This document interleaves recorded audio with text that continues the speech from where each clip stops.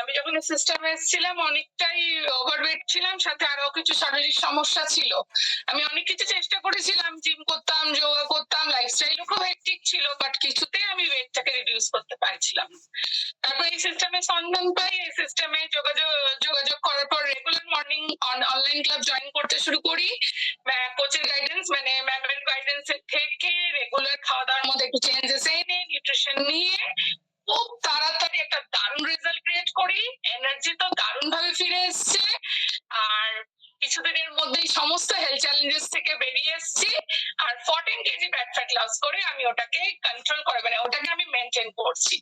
এটাই সবচেয়ে বড় এই সিস্টেমের মানে শিখিয়ে দিয়েছে হাউ টু মানে নিজেকে কিভাবে মেনটেন করতে হয়, থাকি আর বাইরে থাকি যেখানেই থাকি। থ্যাংক ইউ সিস্টেমকে, ম্যামকে, আমাদের অনলাইন এত সুন্দর সিস্টেমকে, আর আমাদের স্যারকে।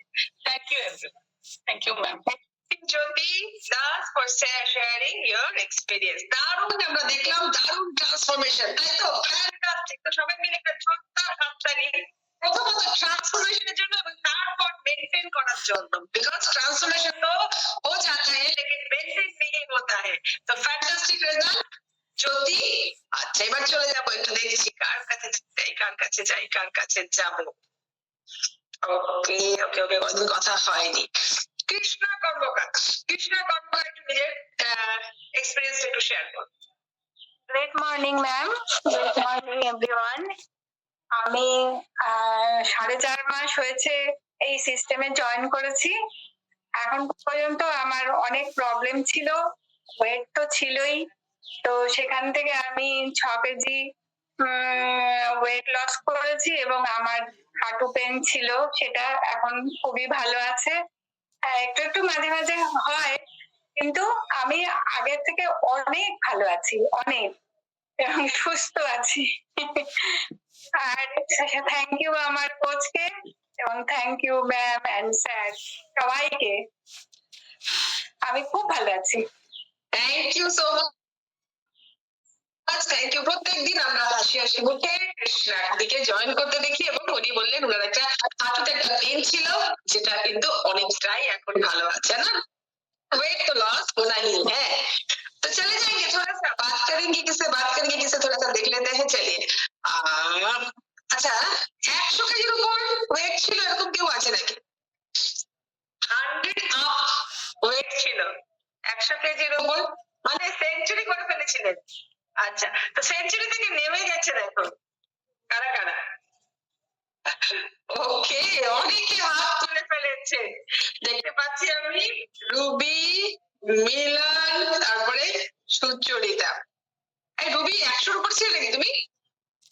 প্রথমে 104 কেজি ছিলাম, এবার ওই ওখান থেকে, হ্যাঁ, ওখান থেকে নিজের চেষ্টায় আর ওই কি বলবো ইউটিউব, তারপরে গুগল আন্টিকে সব জিজ্ঞাসা করে 98-তে এসেছিলাম। তারপরে সমস্যাগুলো আমার শুরু হয়েছিল।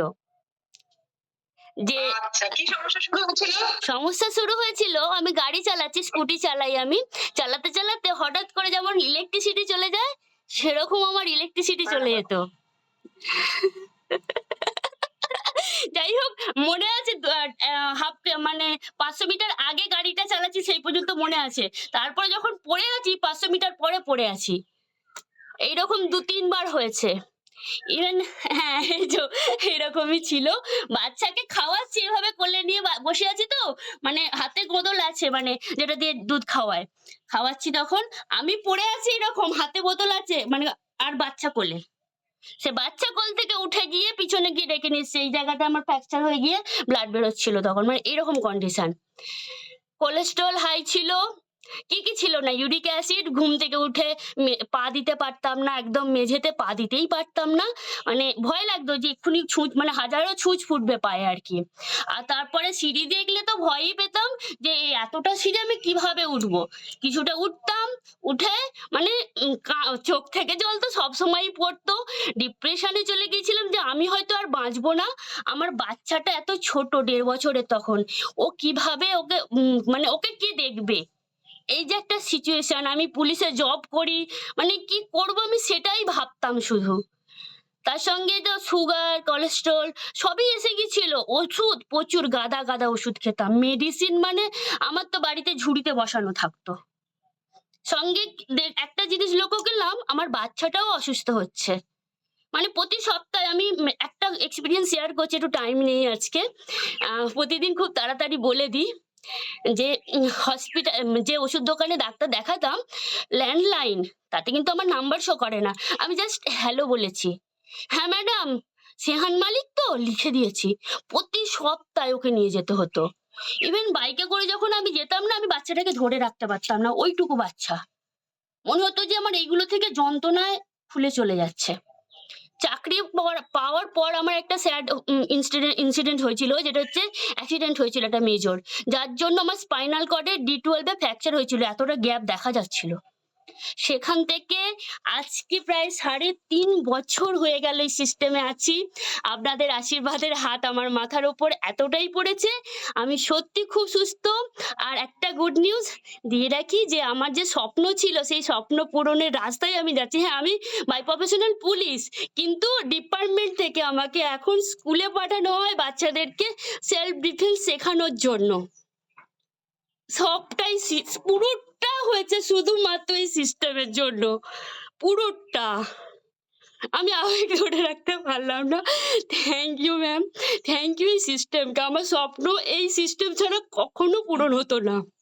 হয়তো আমি পুলিশের চাকরি করব সারা জীবন, বাট এই যে স্কুলে গিয়ে বাচ্চাদেরকে শেখাচ্ছি, এটা আমার কখনো পূরণ হতো না।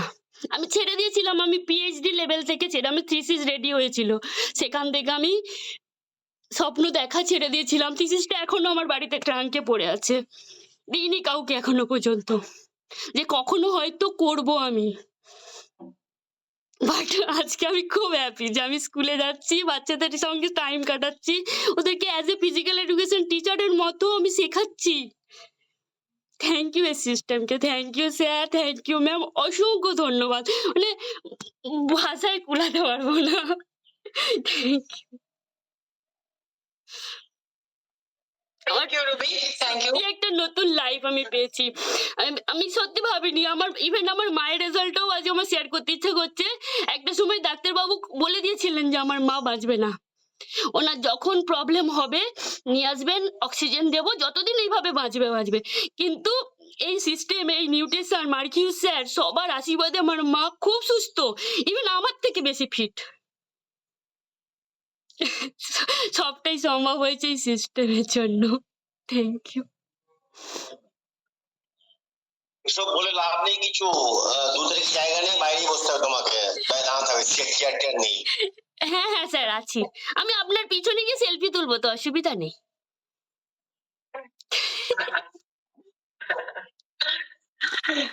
Thank you so much Ruby, অসাধারণ ভাবে নিজের এক্সপিরিয়েন্স শেয়ার করলেন রুবি।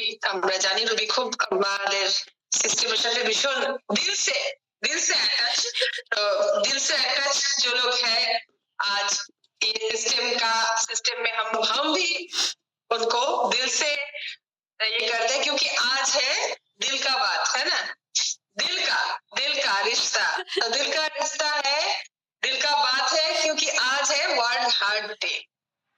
आगे बोले से हमारा वर्ल्ड हार्ट डे, और हम लोग यहाँ पे यही हम लोगों का डिफरेंस है। हम लोग जो भी दूसरा कोई भी सिस्टम होगा हमको पता नहीं, दूसरा सिस्टम को बारे में हमको पता नहीं, लेकिन हम लोग के सिस्टम में हम लोग एक चीज जो जानते हैं कि हम लोग जो आपको बोलते हैं वो दिल से बोलते हैं। हम दिल से चाहते हैं कि आप स्वस्थ हो जाए, हम दिल से चाहते हैं कि आपका अच्छा